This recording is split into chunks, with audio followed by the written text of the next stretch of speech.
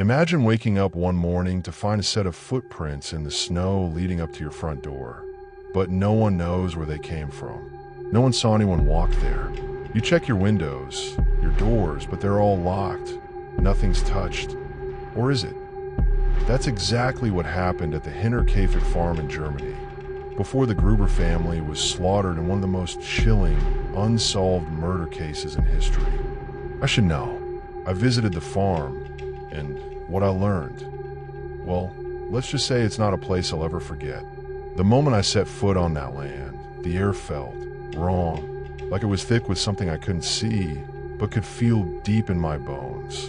It was 1922 when it all happened. The Gruber family, Andreas, his wife, Kazilia, their daughter, Victoria, and her 2 children, lived on an isolated farm deep in the woods of rural Germany.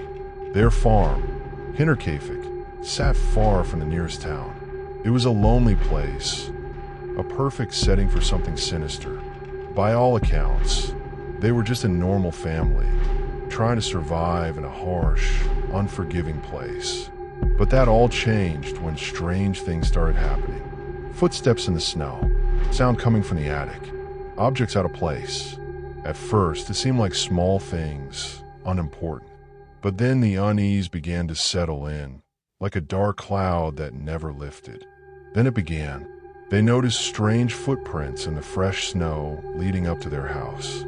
There was no sign of anyone coming or going, just these strange marks, as if someone had walked up to the house and disappeared. But the snow, it hadn't been disturbed anywhere else, not even near the barn or other outbuildings, only around the house. And then came the noises. At night, they'd hear sounds coming from the attic, scraping, thumping like someone or something was up there. But when they checked, the attic was always empty. They thought maybe an animal had gotten in. But how did it get in? The door to the attic was locked. No one could explain it. And the family did what any of us would do. They tried to ignore it. They dismissed it as their imagination, until it wasn't. And then it happened. The family was murdered, in cold blood, every single one of them. But the most disturbing part, whoever did it didn't just murder them. They stayed. They lived among the bodies for days. And when the police arrived to investigate, they found something that chilled them to the core. The bodies of the Gruber family, slaughtered in their own home. But not all at once. No, they were killed in stages, one by one. Andreas, Kazilia, Victoria, and her children, all brutally murdered with an axe. But what's worse, whoever did it wasn't in a hurry. The killer didn't just leave. No, he or she stayed. The murderer lived in the house, in the same rooms as the dead, for days. They cooked meals, ate food from the Gruber family's pantry, and slept in their beds. The police found signs of someone living there, a strange, cold, methodical presence, like a predator playing with its prey. How do I know this? Because when I went to visit Hinterkaifeck, I felt it. The same rawness in the air, the same heavy weight, as if someone or something was watching me from the shadows. It was impossible to explain. No matter where I went, my steps felt heavier. I couldn't shake the feeling that someone was right behind me. I felt like I was being drawn into something I couldn't escape. Now, you might be asking, who could have done something so horrific? And the truth? No one knows. Not for sure. There are theories, of course. The most common was that the killer had been living on the farm for some time, hiding in the attic or the barn. There were rumors that someone in the town had been obsessed with Victoria, the daughter.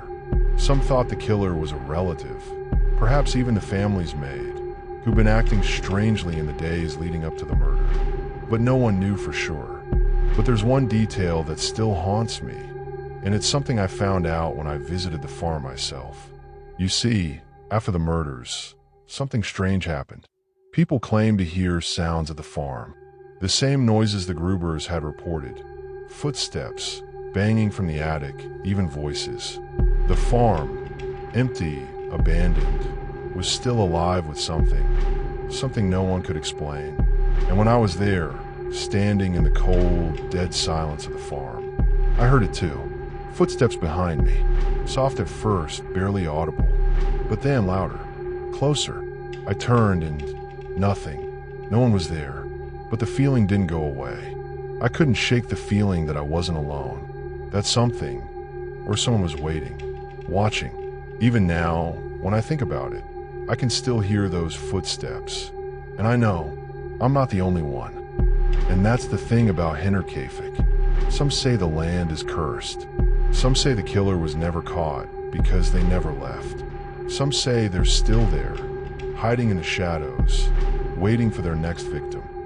And maybe, just maybe, the darkness of that farm will never let anyone leave. Not even me, because once you step foot on that land, you may never escape the truth.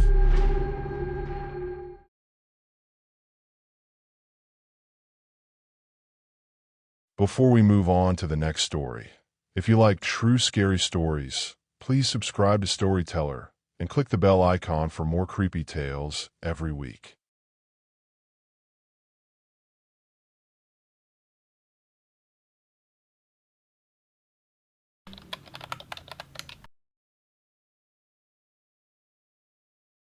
You don't know fear until you've seen something that isn't supposed to be there, something that doesn't belong, but is there all the same, something that comes from another world, a world you can't see, but can feel deeply in your bones. I've seen it, and I'll never forget the way it felt.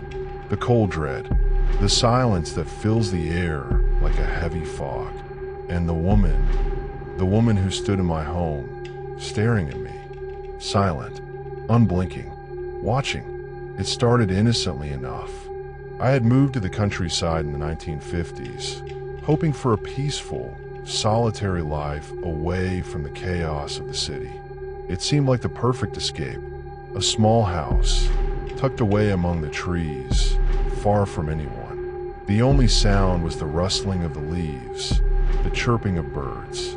And at first, it was everything I wanted. But soon, I began to notice things, small things, little oddities that, at first, I tried to ignore. Things that couldn't be explained away.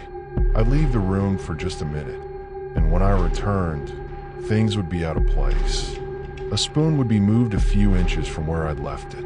A book would be opened to a page I hadn't read.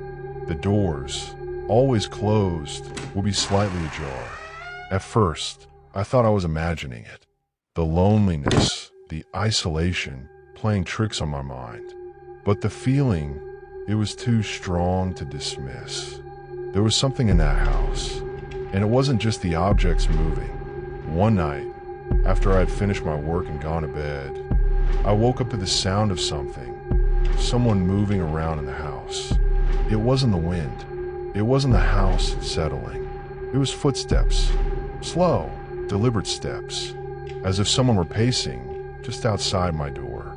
I was frozen. My heart was racing. I couldn't move. I couldn't scream. The footsteps stopped, and then the door creaked open. I thought it was my mind playing tricks again, but the door didn't move on its own. Someone had opened it, and there she was, a woman, dressed in a traditional kimono, with her hair pulled back in a tight, severe bun.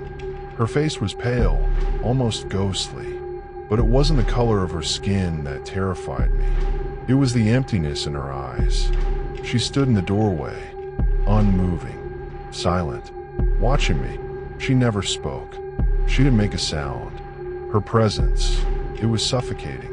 I couldn't breathe, couldn't move, couldn't look away. And then, just as silently as she appeared, she was gone. No footsteps, no trace, just the feeling. That horrible, choking feeling of being watched. I didn't sleep that night. How could I? How could I sleep with the knowledge that someone was in my house, that they were watching me? In the days that followed, the strange occurrences only grew. More things moved, more sounds, more nights filled with the feeling of eyes on me. I even tried to tell myself it was my mind playing tricks. The isolation, the silence, it was getting to me. But deep down I I knew I wasn't alone in that house. I began to hear her more often. Sometimes I'd hear her in the hallway, standing just outside my door. Other times, I'd catch a glimpse of her in the reflection of the window or in the corner of my eye. But whenever I turned to look directly at her, she was gone. It wasn't just in my room. I would hear her in the attic, in the corners of the house, pacing. I don't know how I knew, but I could feel her presence. Every night, I would hear her move around, her kimono rustling softly, but never a sound from her mouth. I tried to confront her. I called out, but she never answered. She just stood there, staring. I even tried to leave. I packed my bags, ready to run, but something wouldn't let me. I'd step outside, and I'd feel her presence behind me. I'd turn, and there she would be, standing on the porch, staring at me. Silent. Still. In the end, I couldn't stay. I couldn't live in that house any longer. But I couldn't leave, either. Not really. I couldn't escape her. Even now, after all these years, I still feel her watching me. Silent. Still. Waiting for me to return. Some places, some spirits, never let you go. No matter how far you run. And maybe, just maybe, some spirits are waiting for you right now.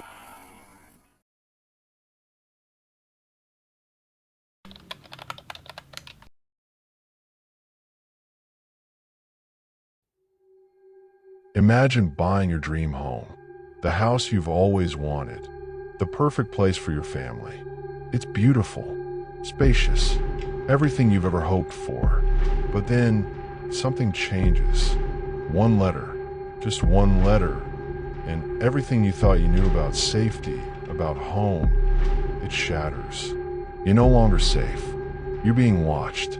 That's exactly what happened to us.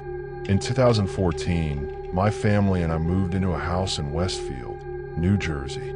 We thought we had found the perfect place, until we found the first letter. It came out of nowhere, and we had no idea that it would be the start of a nightmare. It started with a letter, just like any other. I remember the day it arrived. I went to the mailbox, opened it, and pulled out an envelope with no return address. At first, I didn't think much of it, just junk mail. But then, I opened it, and that's when everything changed. Dear new neighbor, I've been watching you for some time now. I know you just moved into 657 Boulevard, but I've been watching the house for decades. You don't know me, but I know you. I know your family. I know your children's names. I know where they play and what they do. You're my next target. Don't you wonder who I am? I'll find you. The Watcher. At first, I thought it was some sick prank. I couldn't make sense of it. Who would write something like that? But as I read it over and over, the fear began to settle in. This wasn't just a random joke. This was personal. We tried to brush it off, chalk it up to some twisted prank. But then, a second letter came, and it was worse.